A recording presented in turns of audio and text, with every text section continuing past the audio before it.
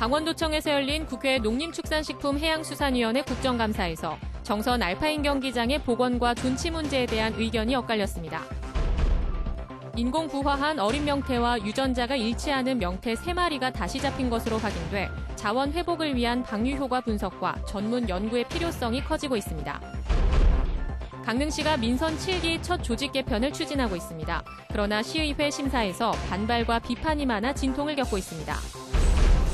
강원랜드 교육생 채용 과정에서 영향력을 행사한 혐의로 기소된 권성동 국회의원이 다음 달 5일 첫 재판에 출석할 예정입니다. 여러분 안녕하십니까? 뉴스데스크 강원입니다. 정선 알파인 경기장의 복원과 존치 문제가 5년 만에 강원도청에서 열린 국정감사에서 집중적으로 거론됐습니다. 강원도는 슬로프는 전면 복원하고 곤돌라는 생태 교육시설로 존치해야 한다는 견해를 내놨습니다. 홍한표 기자가 보도합니다. 5년 만에 진행되는 강원도 국정감사에서 정선 가리왕산 알파인 경기장의 복원과 존치는 뜨거운 감자였습니다. 홍익표 더불어민주당 의원은 경기장 건설 때처럼 복원도 국비가 지원되도록 협의하겠다면서 산림청과 정선 군민 간의 갈등을 최소화하도록 강원도에 요청했습니다. 복원이든 아니면 일부 활용을 하든 아니면 전면 복원을 하든 빨리 결정을 하고 어떻게 지원할 건지를 좀 결정을 빨리 해주셔야 됩니다. 반면 완전 복원은 국민에 대한 약속이라며 일부 시설 존치와 활용 입장을 질타하는 목소리도 나왔습니다. 세계 40개 나라 환경단체가 반대를 하고 나섰습니다. 표주세요. 그래서 강원도는 올림픽 후에 완전 복원을 국민에게 약속하고 선착지 전용 허가를 받았습니다. 앞서 지난 19일 국회 문화체육관광위원회에서 정선 가리왕산에 방문하는 등 국정감사 주요 쟁점으로 다뤄지고 있습니다.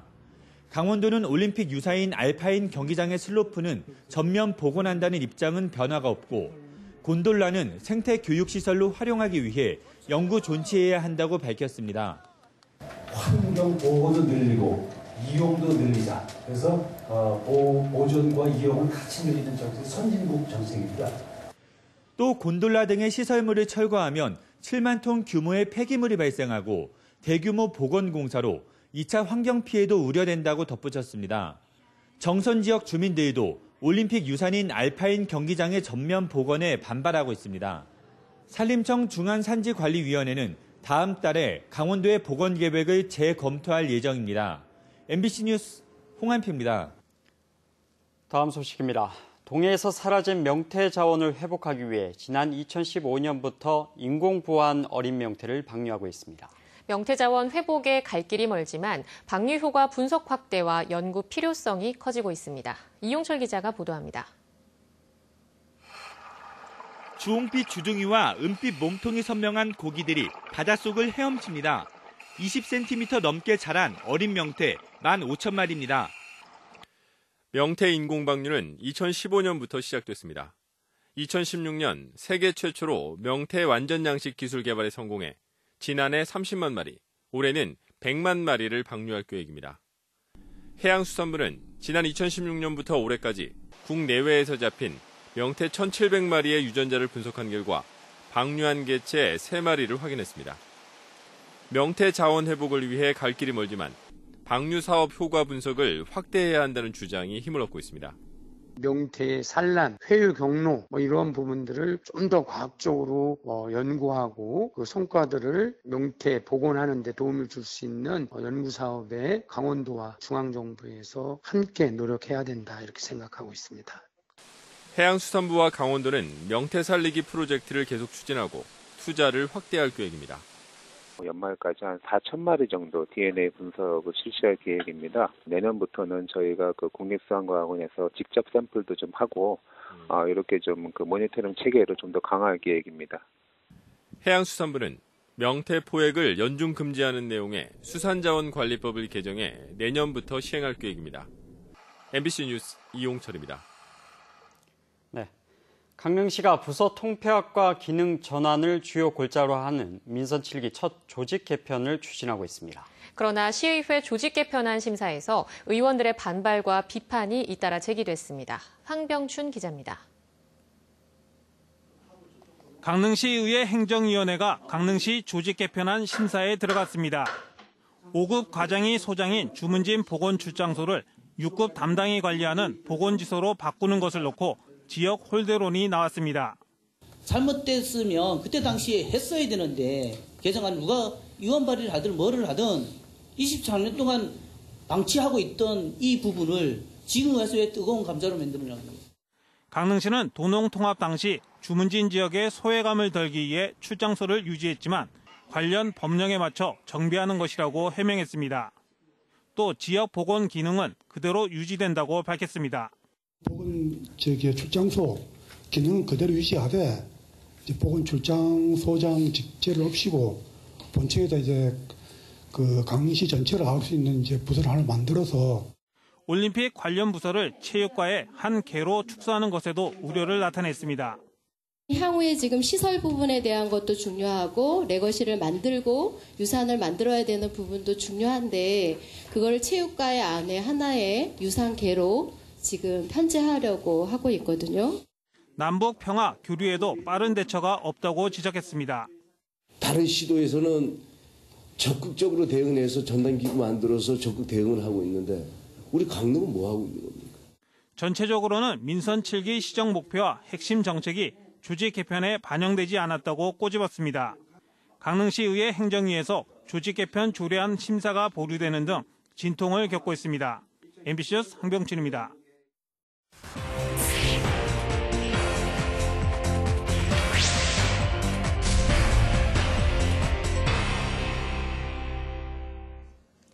강원랜드의 지인 등을 채용하도록 영향력을 행사한 혐의로 기소된 권성동 자유한국당 의원이 다음 달 재판에 출석할 예정입니다.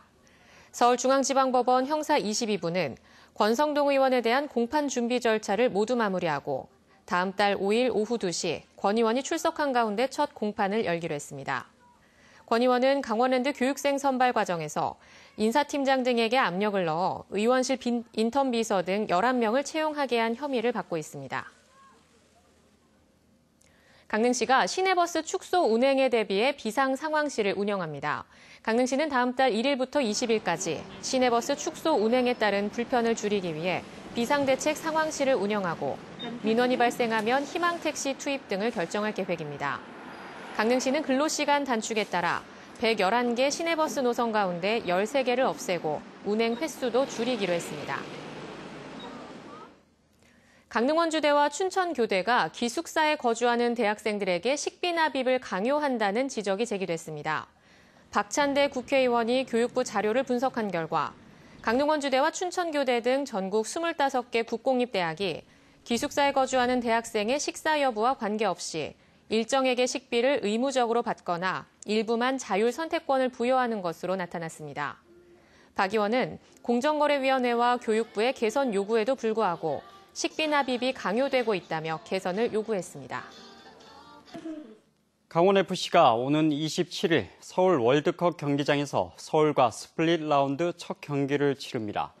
리그 7위를 기록하며 하위 스플릿에 속한 강원FC는 서울과의 첫 경기를 포함해 모두 5경기를 치러 강등 경쟁을 펼치게 됩니다. 스플릿 라운드 최하위인 12위는 2부로 강등되며 11위는 K리그2 우승팀과 승강 플레이오프 2경기로 강등이 결정됩니다. 강원은 현재 승점 39점으로 리그 최하위 인천 유나이티드와 승점 9점 차이여서 강등 가능성이 있는 상황입니다. 지난 6.13 지방선거 당시 양양군수의 선거법 위반 혐의를 조사하는 과정에서 양양군 공무원과 갈등을 빚었던 양양군 선거관리위원회 직원이 해임됐습니다. 중앙선거관리위원회는 양양군 선관위 지도계장을 지냈던 최모 씨가 공직기관과 관련된 문제로 최근 해임 처분됐다고 밝혔습니다. 중앙선관위는 이번 징계가 지방선거 당시 양양군 공무원과 불거졌던 갈등이나 수사와는 무관하다고 선을 그었습니다. 한편 양양군 6급 공무원 홍모 씨는 지난 7월 양양군 선관위 지도계장이던 최모 씨가 협박과 회유를 하며 직권을 남용했다는 내용의 진정서를 제출해 현재 검찰 수사가 진행 중입니다. 지난달 정부의 도시재생 뉴딜 공모사업에 선정된 정성군 사북 해본마을의 도시재생 사업이 본격화됩니다. 정성군은 주민공청회를 시작으로 사북 해본마을의 노후주택 정비와 청년 창업 공간 조성, 게스트하우스 정비 등 다양한 도시재생 사업을 펼칠 계획입니다. 사북 해본마을 도시재생 사업은 2021년까지 93억 원을 투입해 다양한 문화, 휴식, 창업 공간을 조성합니다. 최근 5년간 발전소 건설 등의 국책 사업이 활발했던 삼척시의 총생산 연평균 성장률이 도내에서 가장 높았던 것으로 나타났습니다. 윤후덕 국회의원이 지난 2010년부터 2015년까지 통계청 자료를 분석한 결과 삼척시의 총생산 연평균 성장률은 13.4%로 도내에서 가장 높고 전국에서도 12번째로 높았습니다. 동해시는 6.8%, 고성군 5.4%, 강릉시 5.2%, 속초시 3.6% 등이었고 정선군은 1.9%로 도내에서 가장 낮았습니다. 지역 내 총생산은 일정 기간 동안 해당 지역의 생산액과 물가 등을 토대로 총생산액을 계산한 종합경제지표입니다. 정선 5일장에 열리는 정선 아리랑 시장에 청년몰 청아랑이 다음 달 문을 엽니다.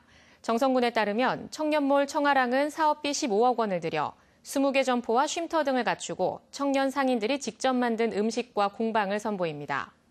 청아랑이 들어서는 정선 아리랑 시장은 매년 70만 명의 관광객이 다녀가고 있습니다. 뉴스데스크 강원을 마칩니다. 시청해주신 여러분 고맙습니다.